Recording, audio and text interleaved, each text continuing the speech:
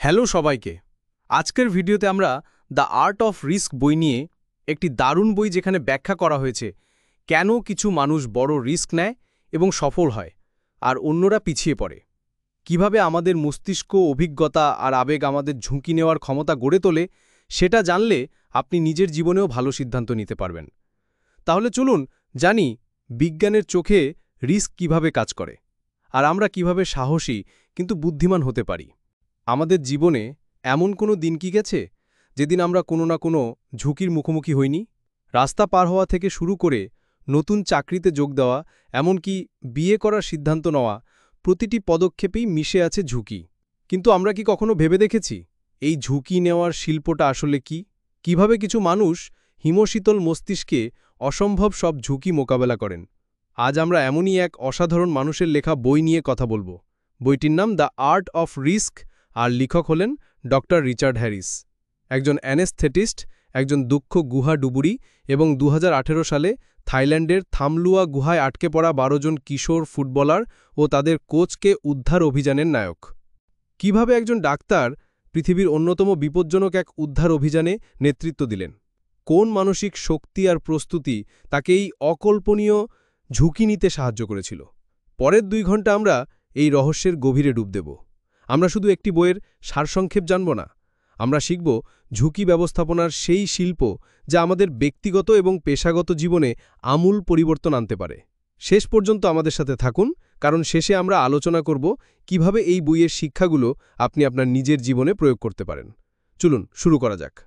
বইয়ের শুরুতেই doctor Harris ঝুঁকির প্রচলিত ধারণাকে চ্যালেঞ্জ করেছেন। আমরা সাধারণত ঝুঁকিকে একটি নেতিবাচক শব্দ হিসেবে দেখি, তাই না? বিপদ, ভয়, লোকসানের সম্ভাবনা। কিন্তু হ্যারিস বলছেন ঝুঁকি হলো একটি মুদ্রার এপিটোপিট। এক পিঠে আছে বিপদ, অন্য পিঠে আছে সুযোগ। ভেবে দেখুন, যে পাহাড়ে চড়তে গিয়ে পড়ে যাওয়ার ঝুঁকি আছে, সেই পাহাড়ের চূড়ায় উঠেই কিন্তু অপূর্ব দৃশ্য দেখার সুযোগ মেলে।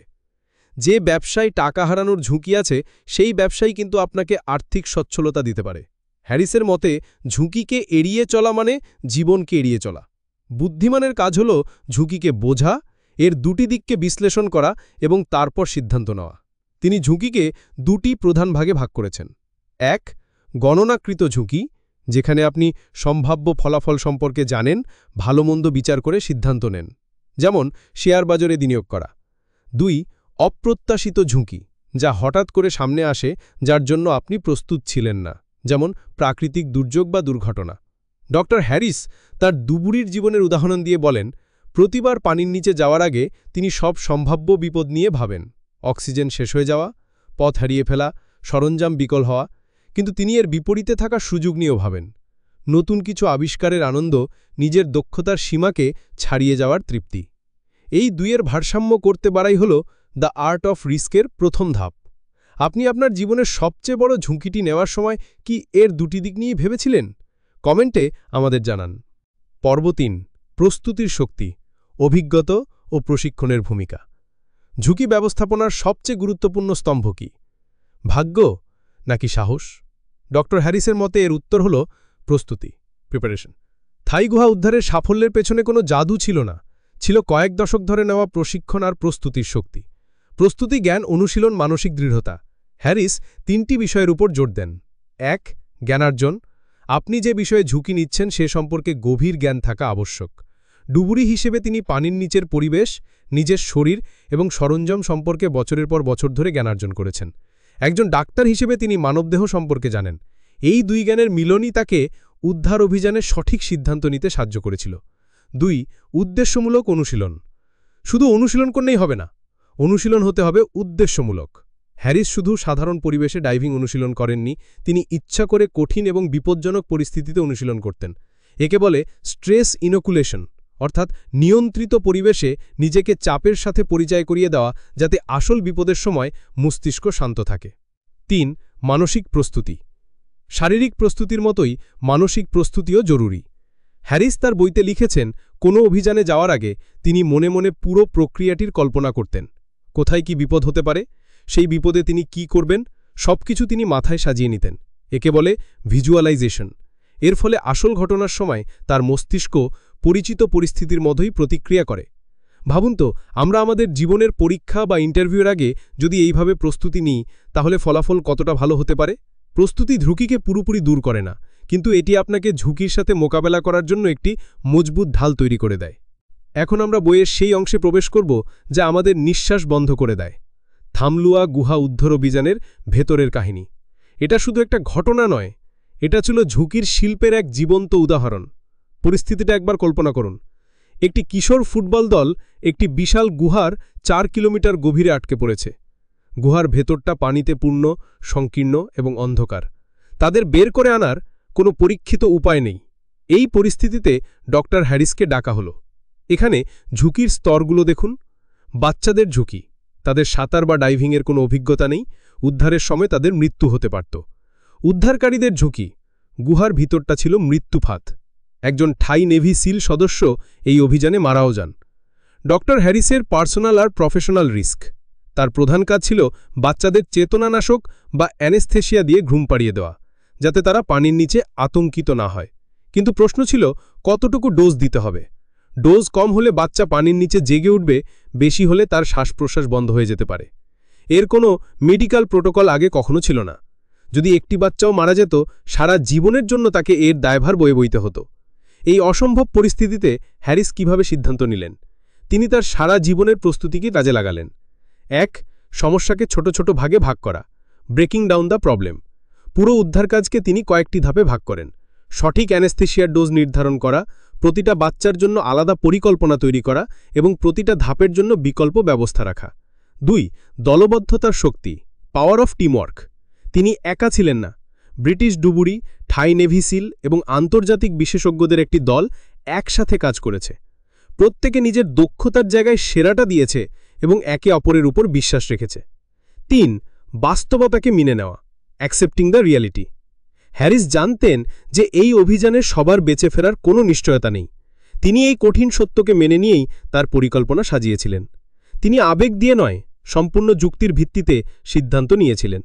এই উদ্ধার অভিযান প্রমাণ করে যে সঠিক প্রস্তুতি, নিখুঁত পরিকল্পনা এবং অসামান্য টিমওয়ার্কের মাধ্যমে আপাতদৃষ্টিতে অসম্ভব ঝুঁকিকেও জয় করা সম্ভব। ঝুঁকি আর ভয়ের সম্পর্কটা ঠিক কি? ডক্টর হ্যারিস বলেন, সাহসী মানুষ মানে এই নয় যে তার ভয় নেই, বরং সাহস হল ভয়কে সাথে নিয়েই এগিয়ে যাওয়ার ক্ষমতা। উপস্থাপক, ভয় একটি স্বাভাবিক এবং প্রয়োজনীয় অনুভূতি। এটা আমাদের বিপদ থেকে সতর্ক করে। ডক্টর হ্যারিসও গুহার গভীরে ভয় পেতেন, কিন্তু তিনি ভয়কে নিয়ন্ত্রণ করতে শিখেছিলেন। তার মতে ভয়কে নিয়ন্ত্রণ করার উপায় হল আপনার মনোযোগকে ভয়ের উৎস থেকে সরিয়ে আপনার করণীয় কাজের ওপর কেন্দ্রিত করা। যখন আপনি আপনার কাজের প্রতিটি ধাপে মনোযোগ দেবেন, তখন ভয় আর আপনার মস্তিষ্কে প্রাধান্য পাবে না। এখন আসি ব্যর্থতার কথায়। ঝুঁকি নিলে ব্যর্থতার সম্ভাবনা থাকবেই। ডক্টর হ্যারিস তার বইতে লিখেছেন, তিনি অনেক অভিযানে ব্যর্থ হয়েছেন, অনেক রোগীকে বাঁচাতে পারেননি, কিন্তু তিনি প্রতিটি ব্যর্থতা থেকে শিখেছেন। তিনি বলেন, ব্যর্থতাকে ব্যক্তিগতভাবে নেওয়া যাবে না। ব্যর্থতা মানে আপনি অযোগ্য নন। ব্যর্থতা মানে আপনার ওই নির্দিষ্ট পরিকল্পনা বা পদ্ধতিতে কোনো ত্রুটি ছিল। সেই ত্রুটিকে খুঁজে বের করে সংশোধন করতে পারলেই আপনি পরের বার আরও ভালোভাবে প্রস্তুত হতে পারবেন। ব্যর্থতা হলো উন্নতির সোপান, সমাপ্তি নয়। আপনি কি কখনো কোনো ব্যর্থতা থেকে ঘুরে দাঁড়িয়েছেন? আপনার গল্পটা আমাদের শুনতে আগ্রহী। আপনার জীবনে দ্য আর্ট অফ রিস্কের প্রয়োগ, এই অসাধারণ বই আর রোমাঞ্চকর গল্প থেকে আমরা আমাদের নিজের জীবনের জন্য কি শিখতে পারি? চলুন কিছু বাস্তব প্রয়োগ দেখে নিই। ১. আপনার রিস্ক প্রোফাইল তৈরি করুন। আপনি কোন ধরনের রিস্ক নিতে স্বচ্ছন্দ বোধ করেন? কোন রিস্ক আপনাকে আতঙ্কিত করে? নিজেকে জানুন। হ্যারিস যেমন জানতেন যে তিনি শারীরিক রিস্ক নিতে পারদর্শী, কিন্তু হয়তো আর্থিক রিস্ক নিতে ততটা নন। ২. ছোট রিস্ক দিয়ে শুরু করুন। যদি আপনি জনসমক্ষে কথা বলতে ভয় পান, তাহলে প্রথমেই বড় মঞ্চে যাওয়ার দরকার নেই। ৫-৬ জন বন্ধুর সামনে কথা বলা দিয়ে শুরু করুন। ধীরে ধীরে আপনার কমফোর্ট জোনকে বড় করুন। একে বলে মাইক্রোডোজিং রিস্ক। ৩. প্রস্তুতি এবং প্রস্তুতি। আপনার জীবনের নেক্সট বড় পদক্ষেপ কি?